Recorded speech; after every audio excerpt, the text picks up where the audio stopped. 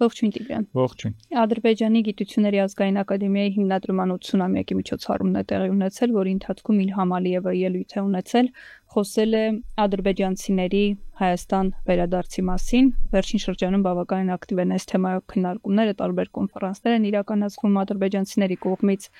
Նա մասնավորապես նշել է, որ ոչ թե տանկերով, այլ մեքենաներով են ադրբեջանցիները գալու ու հատուկ հանձնարարական է տվել ադրբեջանցի գիտական համայնքին, որպեսզի աշխատեն այս ուղղությամբ։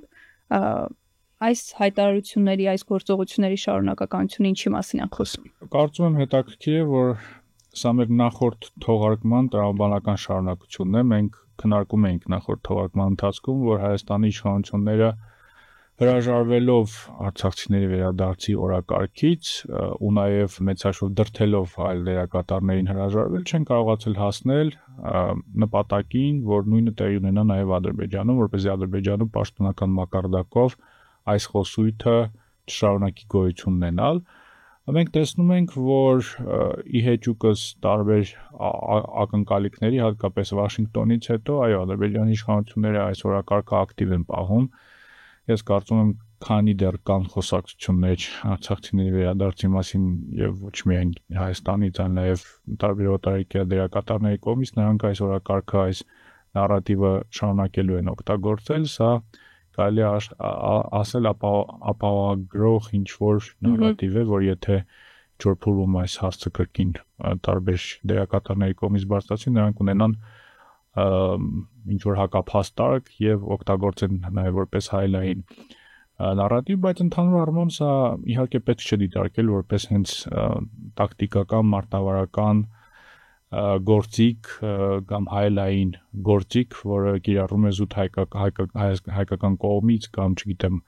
Ղարաբաղցիների իրավունքների վերաբերյալ օգտագործվող նարատիվները չեզոքացնելու համար, այն հանգամանքը, որ նույն այդ համաժողովի ընթացքում նա փաստացիորեն շարունակում է հանձնարարականներ տալ, այն հանգամանքը, որ նա շարունակում է խոսել Հայաստանի ներկայիս բնակավայրերի մասին, որպես ադրբեջանական պատմական բնակավայրեր, այդ նույն ելույթի ընթացքում նա նշում է, որ ցարական քարտեզներում չկա Սևանա լիճը, կա Գյոչա տեղանունը եւ այլ տեղանուններ, այսինքն այս իրեդենտիստական նարատիվները շարունակում են ու սա հստակ է։ Հետաքրքիր է, որ Ալիևը շարունակելով բացատրելիս իր այս թեզը եւ հավակնությունները ասում է, որ ադրբեջանցիները կարճ ասած ուր գնում են շենացնում են, այսինքն ոչ մի վատ նպատակ այս ամենի մեջ չկա, սա խաղաղասիրական նպատակ է, սա ինչ որ չափով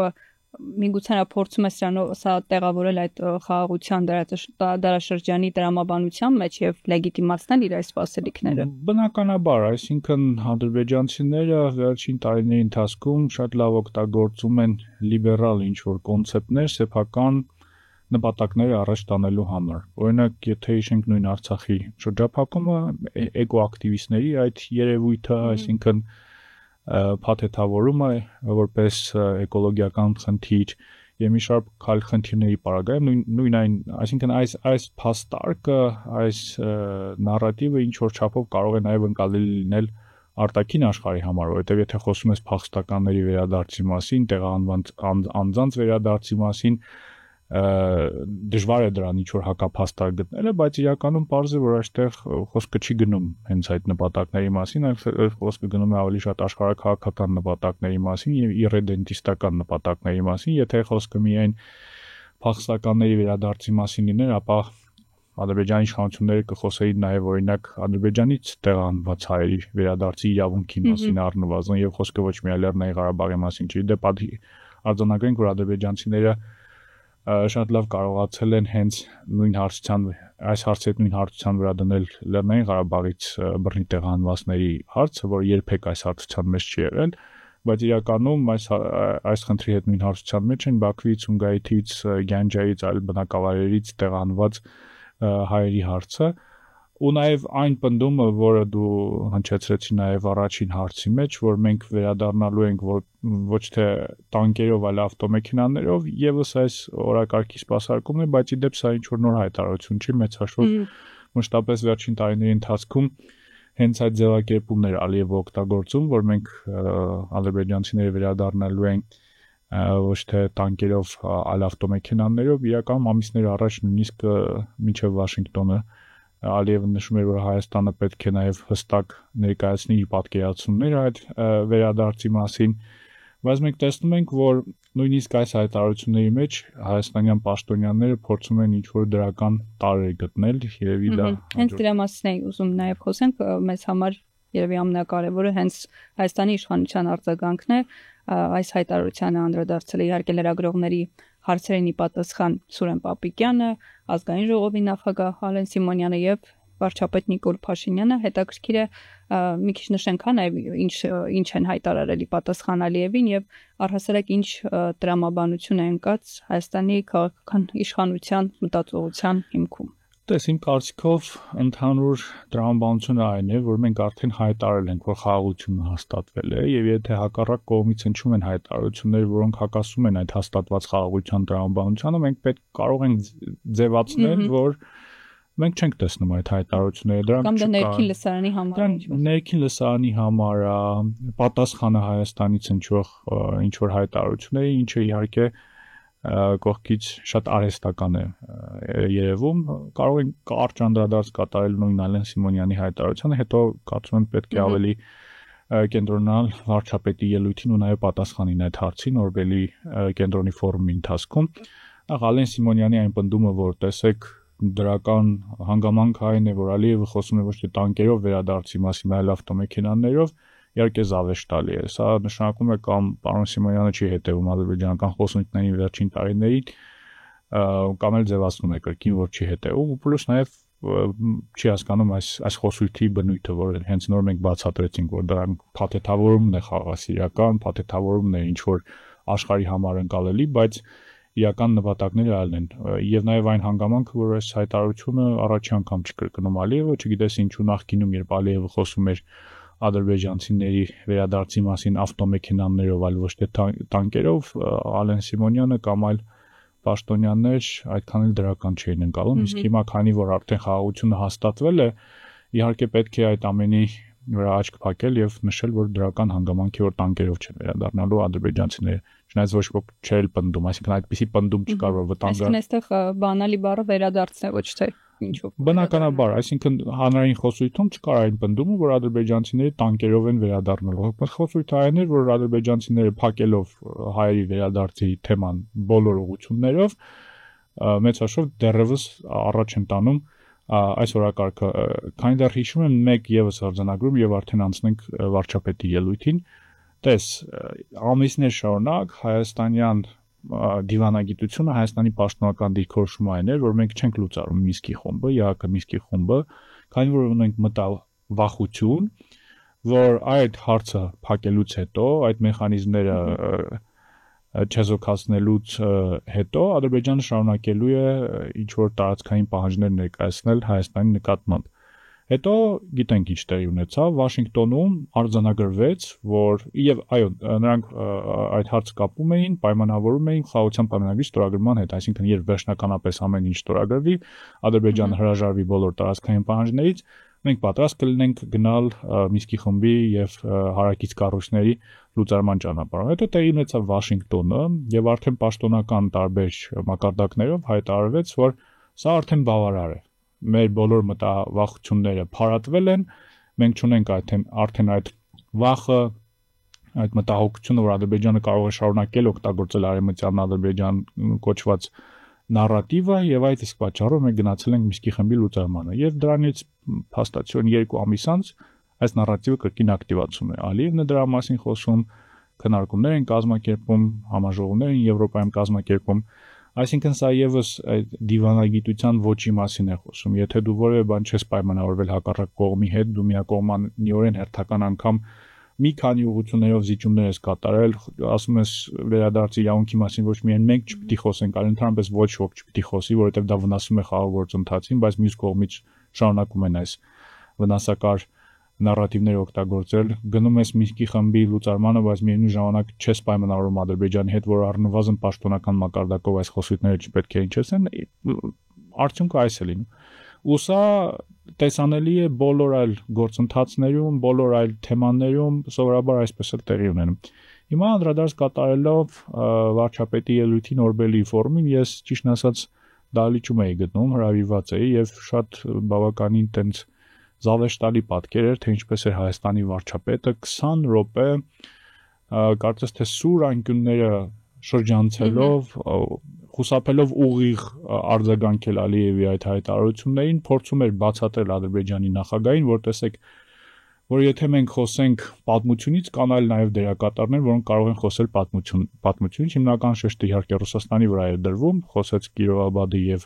Կիրովականի մասին, բայց այստեղ եւս կարծես թե Հայաստանի վարչապետը փորձում է կրկին բացատրել Ադրբեջանին իր շահը։ Այսինքն Ադրբեջանը մենք տեսնում ենք վերջին տարիներին ինչպես է հարաբերվում Ռուսաստանի հետ եւ վերջին շրջանի այդ դրվագը լավ ցույց չէ, որ Ադրբեջանը կարողանում է մեծ հաշվով Ռուսաստանին որոշ օրակարգեր թելադրել եւ հիմա ի պատասխան կարելի ասել իրեդենտիստական ինչ որ հայտարարության, որում կա այն ակնակների ինչ որ քվազի պատմական տվյալների, դու փորձում ես Ադրբեջանին բացատրել, որ մի ասա դա Ալիևին բացատրել, մի ասա դա որ դա չի բխում քո շահերից, կրկին շատ տարօրինակ իրավիճակ է։ Իմ կարծիքով այդ 20 րոպե նույնիսկ ավելի խոսելով, փիլիսոփայելով մեծ հաշվով պատմության մասին, թե տարածաշրջանը տարբեր ժամանակահատվածներում ում գերակայության տակ է եղել, որ տերության գերակայության տակ է եղել եւ այլն, պետք է պարզապես 1 րոպեի ընթացքում հստակ հայտարարել, որ այն ինչ հայտարարվել է Ադրբեջանի նախագահի կողմից հակասում է պարզապես այս բոլոր վերջին շրջանի բոլոր գործընթացների տրամաբանությանը։ Մենք եթե խոսում ենք խաղաղության մասին, եթե խոսում ենք կարգավորման մասին, եթե գնացել ենք Վաշինգտոնում ստորագրել ենք այդ փաստաթղթերը Ամերիկայի նախագահի ներկայությամբ, հիմա գալ եւ կրկին Արևմտյան Ադրբեջանի մասին խոսելը, թեկուզ պատմական կոնտեքստում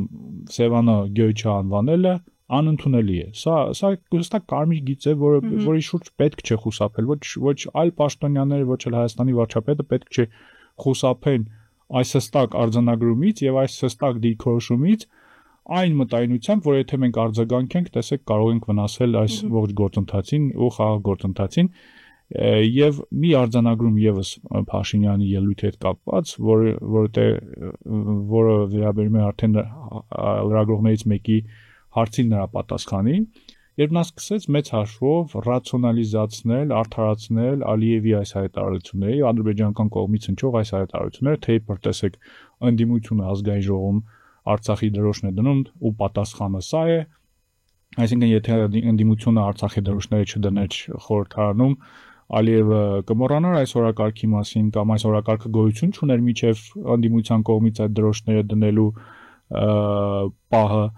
եւ կրկին կեղծ հավասարությունը, այսինքն նա ասում է Հայաստանում էլ են խոսում ինչ որ պատմական հայրենիքի մասին, այդ իսկ պատճառով Ադրբեջանում խոսում են, օգտագործում են այս բառապաշարը, Հայաստանում բնականաբար խոսում են պատմական հայրենիքի մասին, խոսում են Լեռնային Ղարաբաղի մասին եւ այլն, բայց Հայաստանում ինչ մակարդակով է դրա մասին խոսում։ Ձեր իսկ կառավարության դիրքորոշումը այն է, որ մենք չենք խոսում դրա մասին եւ ի պատասխան Ադրբեջանի նախագահը հանդես է գալիս այդպիսի ելույթներում։ Դու չես կարող Ադրբեջանի նախագահի կողմից օգտագործող բառապաշարը նույնացնել տարբեր հասարակական խմբերի թեկուզ քաղաքական ընդդիմության կողմից օգտագործող բառապաշարի հետ, որտեղ դրանք անհամեմատելի երևույթներ են։ Եվ զրույցն ամփոփելով հետաքրքիր է Հայաստանի իշխանությունը հանձին Նիկոլ Փաշինյանի նման հայտարարություններ անում է, որովհետև իրոք այդպես է մտածում, քո կարծիքով թե վախից կամ խուսափողական տրամաբանությունից ելնելով է դա անում։ Ես կարծում եմ, որ առաջին հերթին այդ որովհետև եթե ասում են Ալիևը ներքին լսարանի համար է անում այդ հայտարարությունները, գոնե Հայաստանի ներքին լսարանի համար պետք է արվեն դրան հակազդող հայտարարություններ եւ վախ չլինի դա հնչեցնելու։ Այդպես հակազդող հայտարարությունները ոչ միայն ներքին լսարանի համար պետք է անել, հակազդող նկատի ունեմ այն, որ պետք է հստակ ֆիքսել, որ սա կարմիր գիծ է Հայաստանի տարածքային ամբողջականությունը եւ այդ իրեդենտիստական բոլոր հայտարարությունները հակասում են այս ողջ տրամաբանության։ Այստեղ ներքին լսարանի խնդիր չկա, սա ընդհանուր արգոս նախարարությունը առաջին հերթին այսպիսի